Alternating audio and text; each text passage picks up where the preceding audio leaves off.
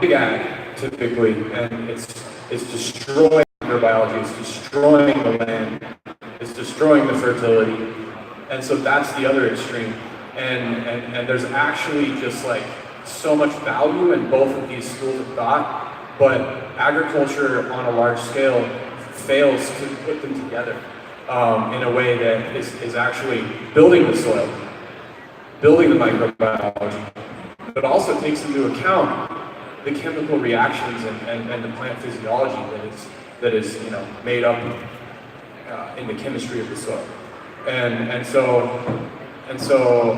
I'm just excited, to have a platform to demonstrate like what that can do, and like how next year, even if we were to plant at the same time, based on what we're doing to our soil, and we're watching it, and we're making choices based on data, that the plants could achieve an even higher growth rate just in that same time, because it's about relationships as opposed to like numbers of addition and subtraction. And so that's what we're learning about, and there's a few select agronomists over the last century that have really actually exposed a lot of that information, and a lot of them haven't been paid attention to, which is unfortunate. Or they haven't been.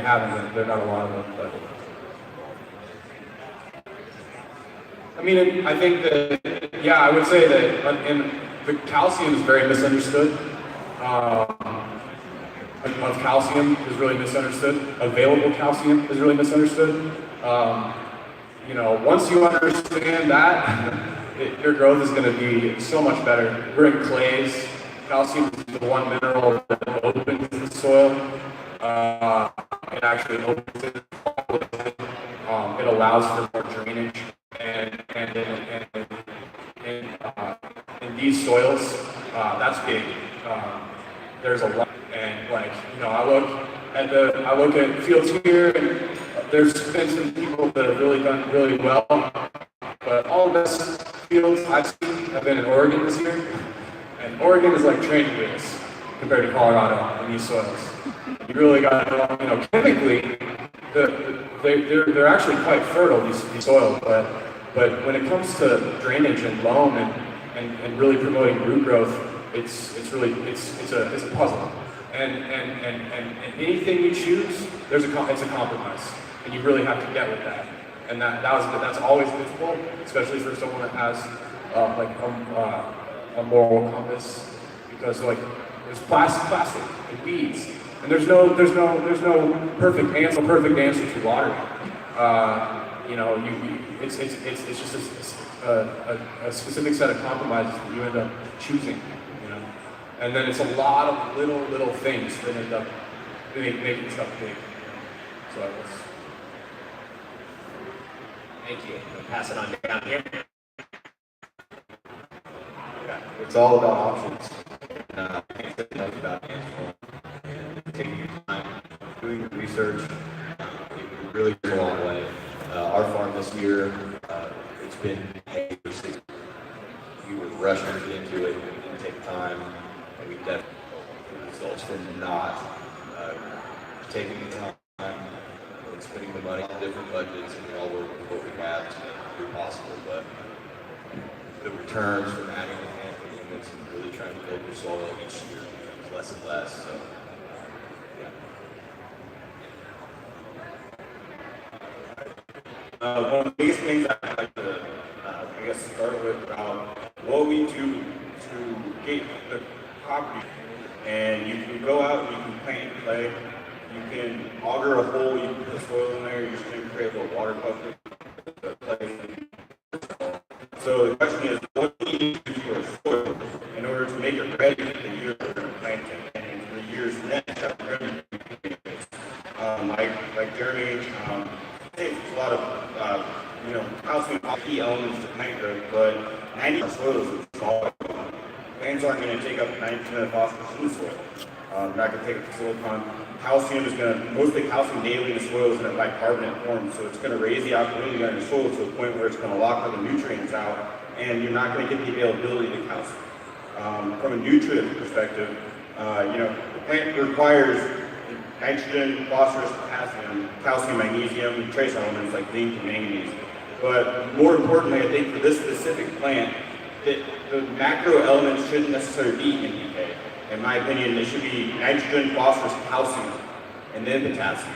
And then you can go down on your others. But it's important to have available calcium and available phosphorus. And to do this to the start, you can put it in your soil, but it requires you to remediate your soil in the first hand to reduce the alkalinity, reduce the amount of bicarbonates, reduce the amount of insoluble phosphorus in your soil. We can do that by the start of every year. We can till in organic matter, compost, chicken manure, using different type of probiotic organisms and granular organisms that you can till into your soil. And then that can start breaking up the clay, that can start reducing the alkalinity and actually add organic matter to your soil so it can actually retain the nutrients in your soil. So it's not just going to percolate right through out of the clay. The other thing I think is very important for us to understand is providing a starter program for your plantings. The starter program has to have some type of mechanism to break up the clay, has some type of mechanism to hold and retain ions. And throughout every year when you start putting in more organic matter, each year, your soil should be getting better so you can use less inputs over time. Even as a fertilizer manufacturer, I want the farmers to use less inputs. Less inputs means your budgets can go further. It means that we can kind of push the dollar a little bit further and get you better results without, going out of pocket. Conventional fertilizers, all your nitrate-based and your phosphate-based fertilizers, and all these synthetic chemicals, all these EDTA chelated trace elements, they're not going to be building your soil over time. The most important thing is to reduce the amount of synthetic chemicals we can use to increase the amount of natural organic production your soil can do for it. Your soil is what's growing the plant, not necessarily the chemicals. Your fertility program is going to make or break the health of the plant, but what's really going to actually give you the yields that you want and do what these farms are doing and actually get good production, you need to have a good baseline starting soil. And making sure your starter programs are adding the organic matter, making sure that you can actually break up the clay and reduce the alkalinity. So soil testing is number one most important. You're not doing this. There's no reason we need to test. We have the technology, we have the ability to analyze the water, analyze the soil, that's what we do. And putting more organic matter into the soil and prep the soil for the plants that are going to be in there.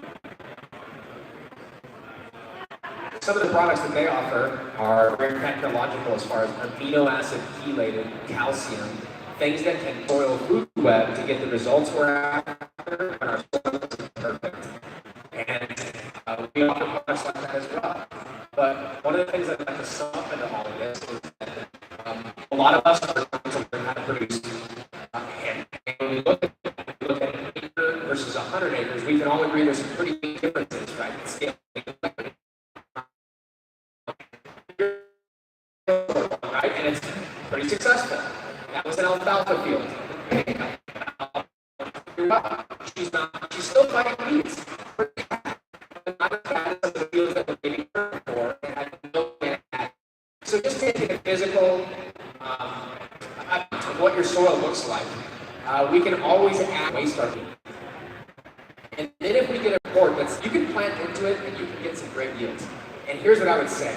If you're a new hemp farmer and you're looking at weighing the cost of putting tons of inputs into your farm and spending thousands per acre on fertilizer versus just getting a healthy plant into your soil that has decent water on time, I would put all of my effort into getting healthy seeds,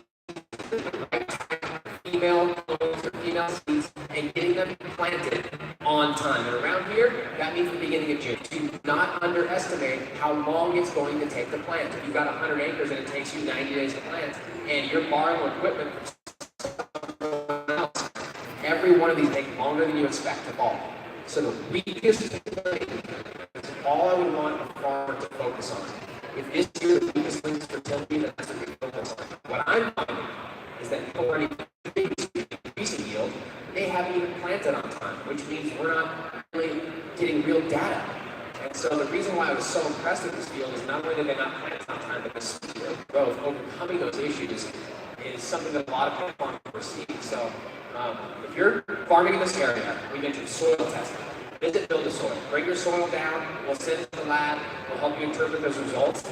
And then go visit. Go look at how explosive the growth is. Follow Instagram, compare it to what you're seeing. You drive around here and you see a plant this tall, one branch on, and a couple of little side branches. When you see this whole entire canopy of green from wall to wall, where it looks like a cornfield, you can't even walk through it.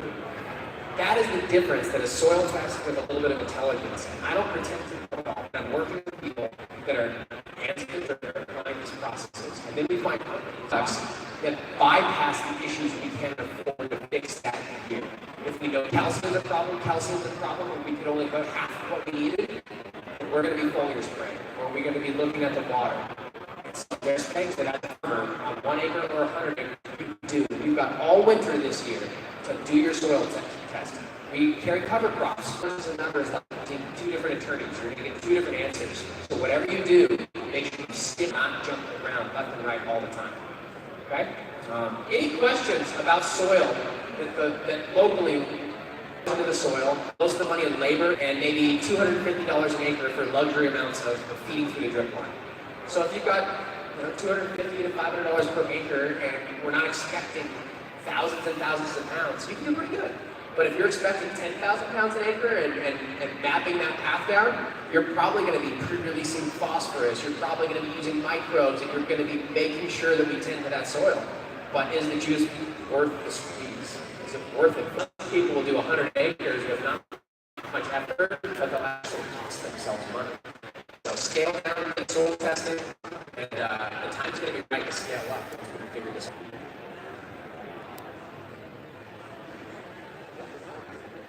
I think we're pretty much done. Yeah, all these guys have booths. I would recommend talking to them in more depth if you're interested. They've all got lots of information.